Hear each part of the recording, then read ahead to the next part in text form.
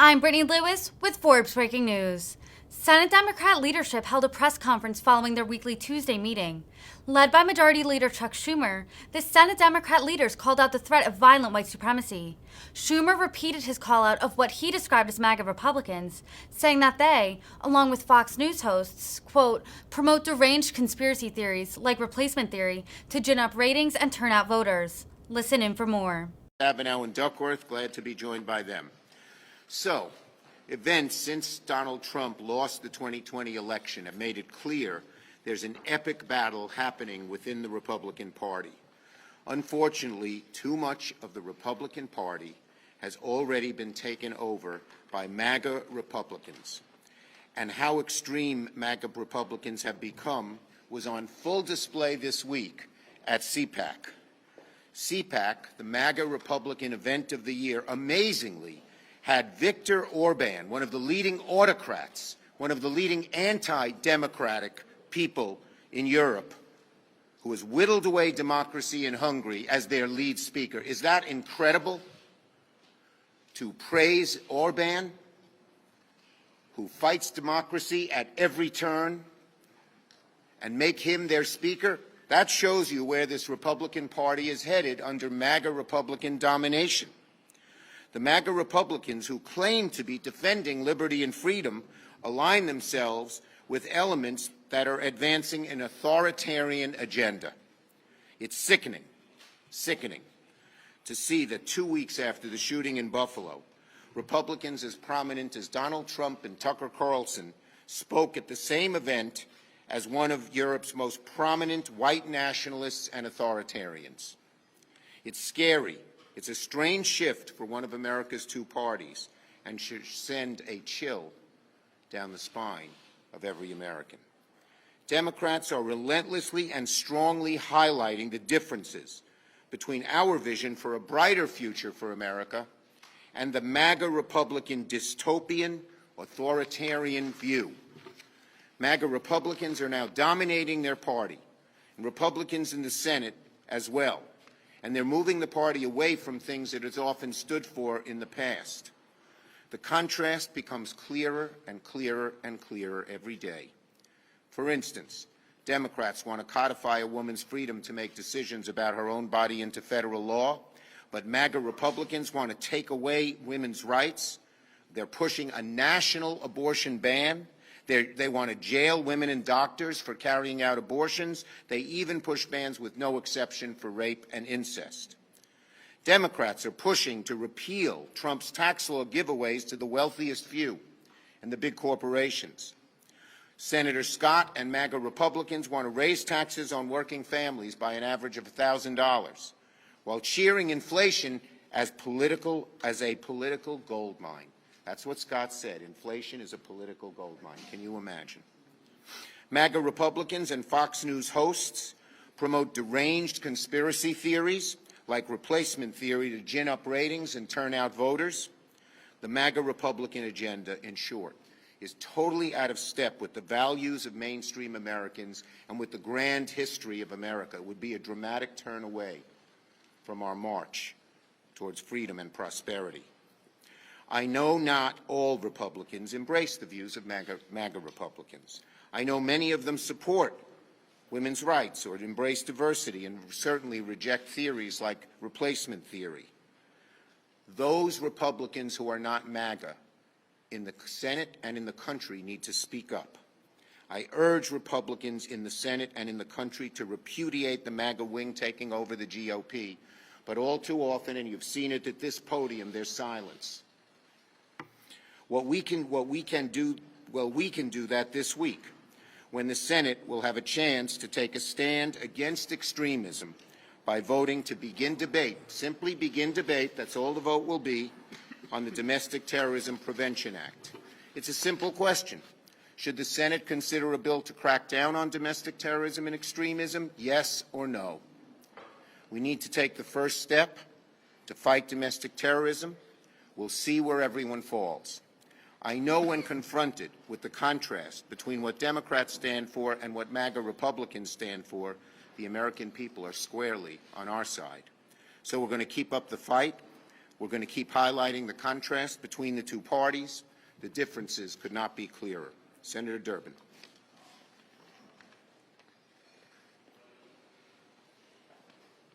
Thanks, Chuck. The mass shooting in Buffalo just a few weeks ago was a tragic reminder of the ongoing and persistent threat posed by violent white supremacism and other far-right extremism. I first held a hearing on this subject 10 years ago, in 2012, after the massacre by a white supremacist at a Sikh temple in Oak Creek, Wisconsin. In March of last year, the first official hearing of the Senate Judiciary Committee, which I chair, the first official hearing was with the Capitol FBI Director Christopher Wray.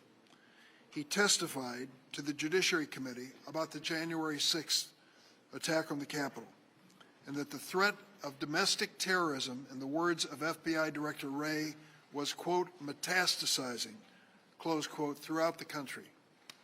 The Domestic Terrorism Prevention Act responds to this threat. It would ensure the Department of Justice, the FBI, Department of Homeland Security work together to track and respond to this threat. It would establish offices to combat domestic terrorism at these departments, and it would require these offices to regularly assess domestic terrorism threats in the United States and to focus on the most significant threat. Crucially, these agencies would also provide training and resources to assist state, local, and tribal law enforcement in addressing the threat of domestic terrorism. This bill would also establish an interagency task force to combat white supremacist infiltration of the uniformed services and federal and state and local law enforcement ranks. In the last Congress, the House passed this Domestic Terrorism Prevention Act by a voice vote. However, the House Republican leadership chose to whip against the bill last week, leading to a largely party-line vote on this issue. Even the House Republican co-sponsors of the bill, who joined me in a press conference last year to introduce the bill, voted against their own bill. In order to justify the change of position, some Republicans are falsely claiming the Domestic Terrorism Prevention Act would lead to spying on American citizens. One even claimed it was the Patriot Act of American citizens. Think of that for a moment. The director of the FBI tells us domestic terrorism is metastasizing like a cancer across the United States. He points out white supremacists, white nationalists as an example of this extremism. We put in a bill to monitor the investigations and prosecution of domestic terrorism, and the Republicans oppose it. Can you imagine this? Can you imagine how they would scream that Democrats were soft on terrorism, and yet they're doing exactly the same things themselves? It is hard to believe, as Chuck has mentioned, the first president of the Republican Party was Abraham Lincoln from our state of Illinois. He wouldn't recognize the Republicans of today, and he certainly wouldn't recognize the MAGA Republicans and their warped values. It is false to claim this is a Patriot Act. The people who are engaged in terrorism across this country are not patriots and never should be characterized as such. The reality is this bill is just the same one that passed the House in 2019 with very few changes, and it does not provide any new law enforcement authority, creates no new crimes. In fact, this act is a modest bill that simply ensures that we collect the data. I'll make one last point. Why are we making this distinction to collect data on domestic terrorism if it involves white supremacy? Because under the Trump administration, they eliminated the category at the FBI. They didn't want the information coming forward because they knew the reality of the people who descended on this building on January 6th of last year. They knew the reality of the white supremacists that we're seeing manifest their hate in Buffalo, New York, and so many other places. This bill will help keep America safe. How many more cities must face the tragedy and pain of Oak Creek, Wisconsin, Pittsburgh, Pennsylvania, California, El Paso, Buffalo? I hope that these communities and all communities across this nation will join us in a domestic effort to stop terrorism in the United States. Let's be honest about who the terrorists are, and let's make sure that they don't harm another American family.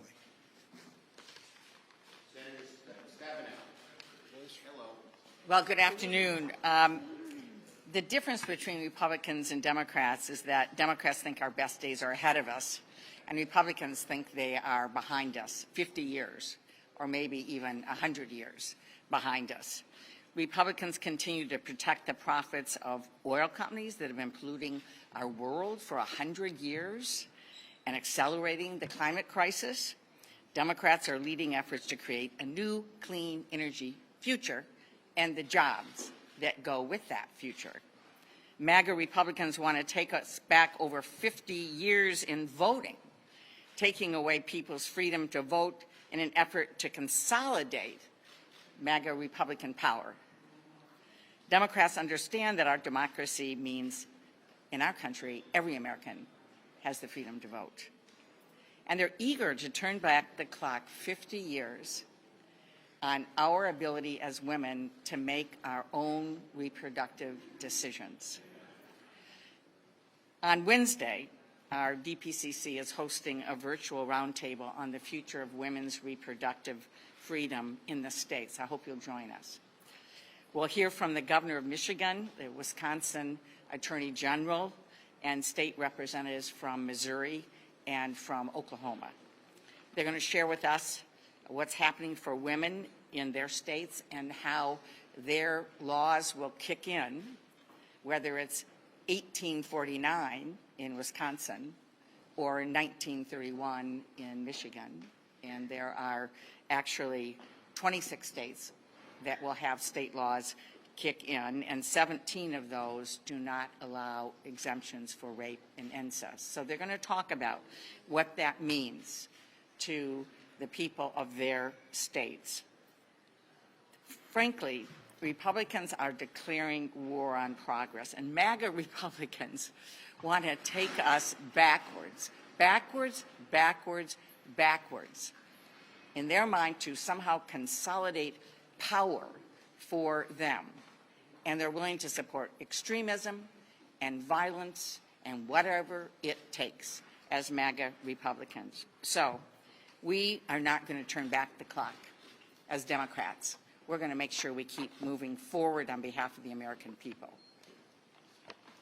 Senator Duckworth.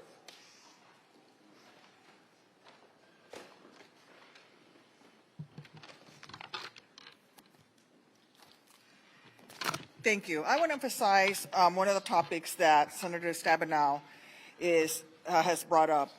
Even though it is disheartening, we still have to have this debate about whether women should be in control of their own bodies. I am proud to be here with my colleagues to reiterate that Democrats are not going to give up when it comes to protecting reproductive rights, no matter what. Despite previously repeatedly affirming a person's constitutional right to make their own reproductive decisions, the Supreme Court appears to be on the verge of taking away Americans' rights for the first time in history. Overturning Roe won't just put women's rights at stake, it would put so many other rights at risk, including the rights of families that are trying to have children.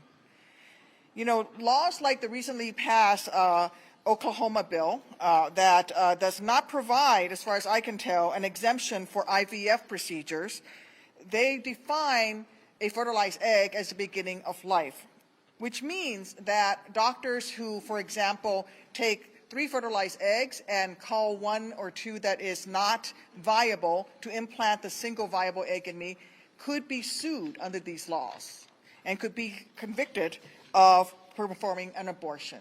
This is wrong. Because of IVF, I got to experience the joys of motherhood. But with the systematic decades of work that MAGA Republicans have done to undermine Roe and to take away women's autonomy over their own bodies right now, a woman's right to access basic necessary health care is on the line.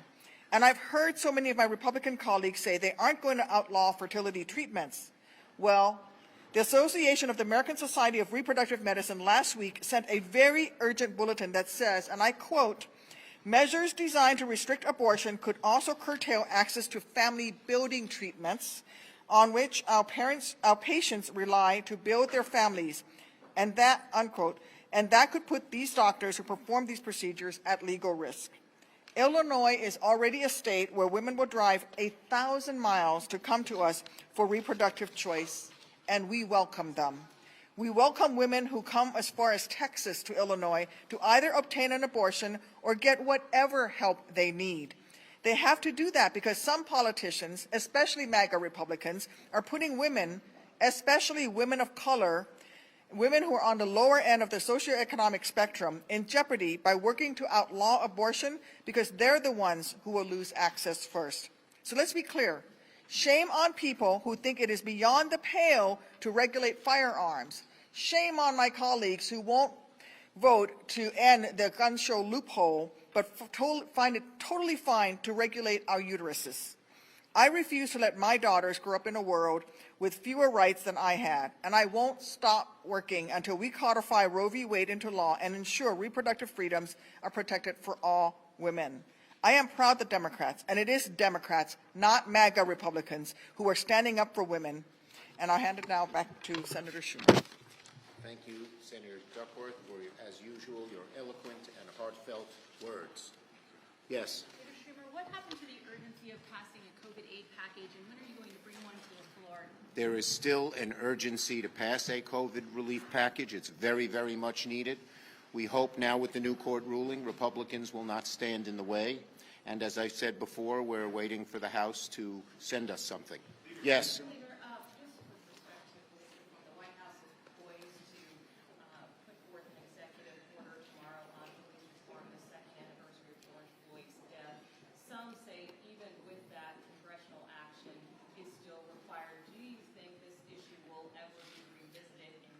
Yeah, Senator Durbin has been working on that issue, so has Senator Booker, and it's very, very important. We're not giving up on it. Do you want to say something? No? Okay. Yes. This question is actually for Senator Durbin here for just a second, please, if you don't mind. I mind. No. The Archbishop of San Francisco said that he would not take communion or give Speaker Pelosi communion. However, you have had the same issue with the Archdiocese in Springfield. What do you think about the decision by the Archbishop in San Francisco and kind of understanding what Speaker Pelosi is going through and how this has affected you as well? Well, it's very personal to Speaker Pelosi as it is to me. The decision of the Catholic bishops and the treatment of pro-choice Catholics is different in diocese by diocese. As a policy, they were poised to act for the entire nation, but then withdrew that decision. I still believe that the authorities in the church believe that we have issues that can only be decided by our own conscience and not by some bishop's conscience. The Senate Judiciary Committee recently passed a bill known as NOPEC that potentially could open up the OPEC cartel to U.S. antitrust laws. Since then, the oil minister of OPEC countries have pushed back. The UAE oil minister said it would shoot up oil prices to $300 a barrel. The Saudi oil minister said it would agitate the market. What do you think about their... Well, look, OPEC is a monopoly. And for years, long before the Ukraine war, it has exacted a very high price from Americans. And I'd seriously explore anything that could be done to undo the harm that that monopoly does. Yes. Codifying Roe is a major important issue for Democrats. What more can the Democratic Party do to get this? Well, look, we are having all kinds of different approaches that we are going forward with. Senator Stabenow this week will be talking about some of those issues, and we're going to continue. This is a vital thing. We believe we are on the side of the American people, and we do not want to backtrack. Anything that backtracks on Roe is a non-starter for us. Yes. Back to COVID relief. I know you're waiting on the House there back until June 7th. So I wonder, does that mean that nothing's coming before then? And also, what makes you hopeful? As I said, well, let's hope this is so important that our Republican friends should not put anything in the way of it. We now have a decision on Title 42. I don't agree with that decision, but it's there. They should now go forward and say, let us move forward on COVID without amendments that would attempt to block it. They're not saying that. They're not saying that. Yes, go ahead. You mentioned exceptions for rape, incest, and like some other purposes abortions. Would you consider putting something more narrow on the floor addressing As I said, we are not going to backtrack. We are not going to support any kind of bill that will backtrack on the needs to protect a woman's right to choose, plain and simple. Last one. Senators left last week without taking up that $28 billion baby formula FDA supplemental. Where do negotiations stand on that now? Yeah, our Republicans may not be letting us go forward, but if they don't, we're going to try to get unanimous consent. We have to show some accountability here. And when Republicans block something as simple as that, and really, in terms of its cost, not very onerous, they should be held accountable for it. We believe this should pass, and it should pass by UC. Thank you, everybody. Thank you.